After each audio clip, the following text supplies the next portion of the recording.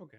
So we kind of did a nice overview of just like the history uh, and how the economy changed last week. This week we're going to kind of remain zoomed out, and we're going to think about what causes economic growth. All right. Or why did that growth explode after 1800?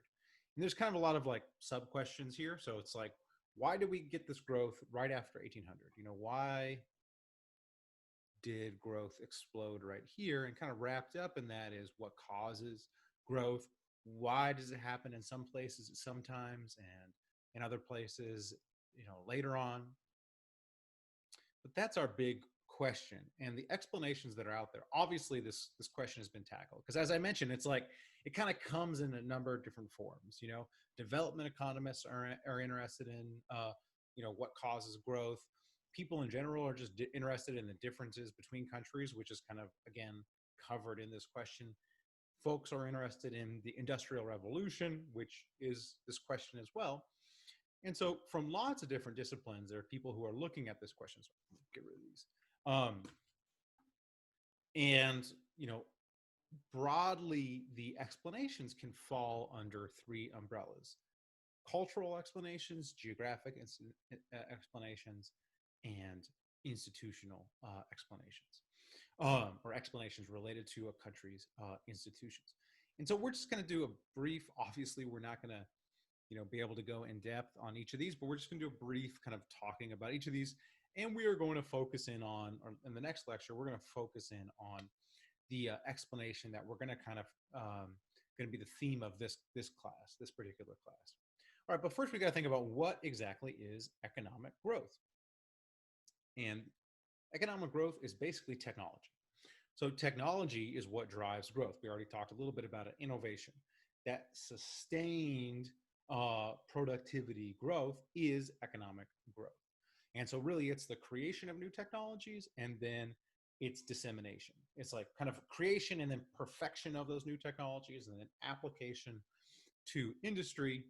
And so if your explanation for economic growth is technology, well, that's not a good explanation because it is economic growth. We're trying to figure out what causes that new technology to be created and what causes it to be sustained. Like we're still coming up with new technologies.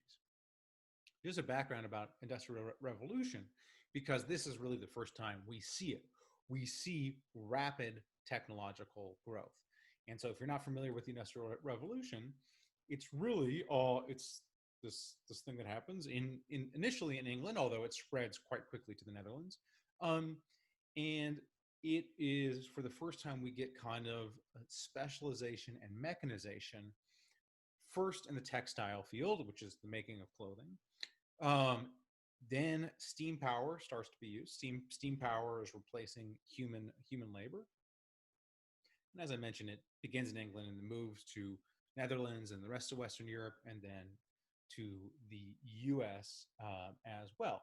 This is important because it's for the first time we have that sustained innovation that starts in one industry, textiles, but really spreads to a bunch of other industries.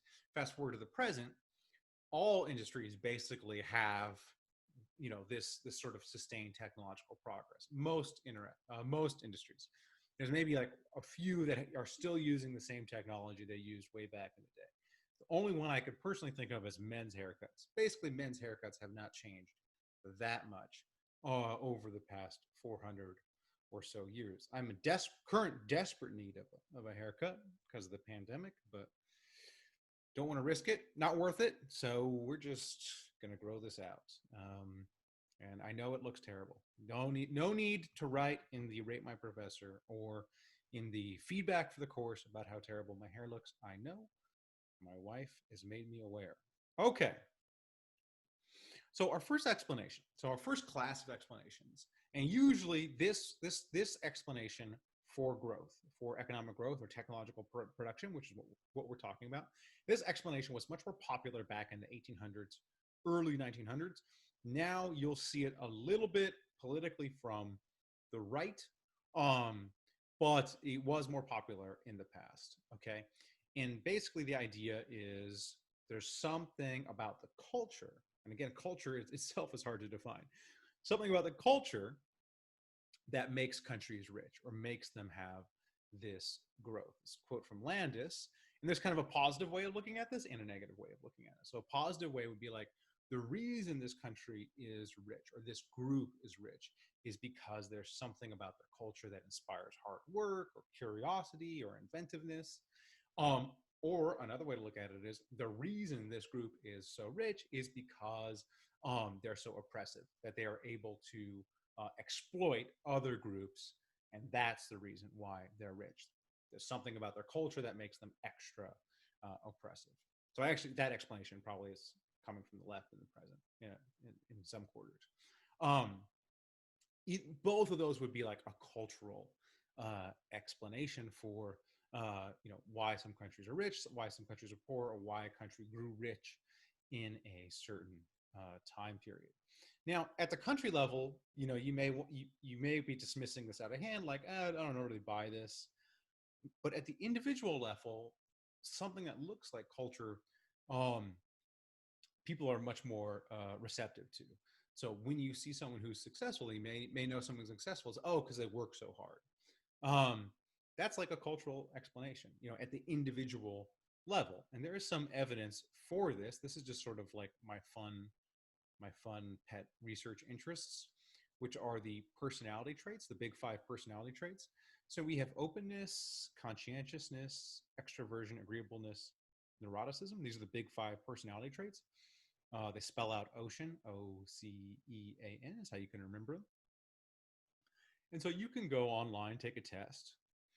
You just search Big Five personality test. You could take a test and it will return a score for you. Where are you in terms of conscientiousness? Like, are you really conscientious, less conscientious? Are you really extroverted, not extroverted? Okay, people will differ in their personality types. And what we see here, this is the effect on their earnings. So you can see the more conscientious you are, the more you make.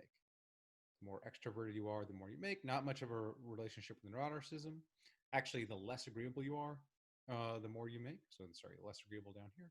And openness to new experience, again, not much of an effect. But the reason I point this out is you could think of conscientiousness, which is like work ethic, stick-to-itiveness, which again, we would typically think of as a cultural trait. That is highly correlated with earnings, more so than IQ. Down here, we have the correlation with IQ. And so at the individual level, I think it's an explanation that we buy. We say, okay, that person, they work hard, they're instilled with this work ethic, that's why they're rich. So you could scale that up to the country level, and maybe it's something that you would buy. Although, as I mentioned, it's not that popular in the present as an explanation. So just to go through history, here are kind of some of the proponents. We have Max Weber, who really looks at the Protestant work ethic, and he says this is the reason for growth, and he talks about how Confucianism kind of hinders China. Joel Mokyr, who's a famous economic historian, talks about a culture of invention. There's like inventors clubs that really take root in England prior to the Industrial Revolution. Sorry, actually Britain prior to the Industrial Revolution, because it's also happening in Wales and Scotland.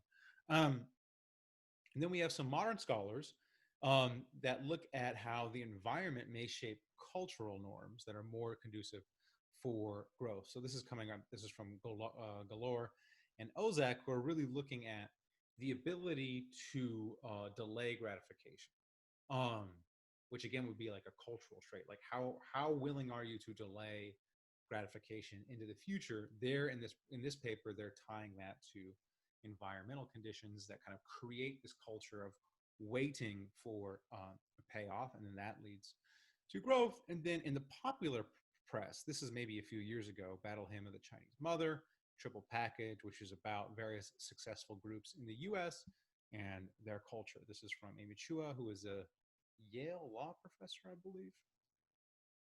Okay. But so if we're looking at the cultural explanations for growth, I think, you, like I said, you can buy it at the individual level. Certainly, if you go to countries, you'll see that they're very different culturally. So there is differences in culture and, of course, differences in growth. So there could be a correlation there. And of course, an extreme example would be the Amish, who essentially don't believe in electricity or don't use electricity, and therefore, they're not as economically developed. Now, the cons here is it's really difficult. I mean, even talking through this is like, what do we mean by culture? Like, it's just a really difficult concept to kind of wrap your head around. What are we talking here? And then from an economic historian standpoint, well, you need to quantify it. So you can't just say this is what it is. You need to have some measure of it. You need to have some sort of number in order to analyze it or get some data and look at how it evolves over times and how it relates to economic growth. And of course, one of the reasons why it's also not that popular in the present is it's very politically incorrect. Like, it easily slips into cultural imperialism, where it's like, our culture is better than your culture, or this culture is better than that culture. And so obviously, we're sensitive to that. And so those are the cons of the cultural argument. And as I said, it's pretty much fallen out of favor for these reasons. I think it's in the economics profession, just because it is very hard to measure and understand what we're talking about, especially historically. It's hard to measure what it is, what's going on way back in the past culturally, get like a specific number for that. All right, we'll take a break there, move on to the geography explanation in the next video.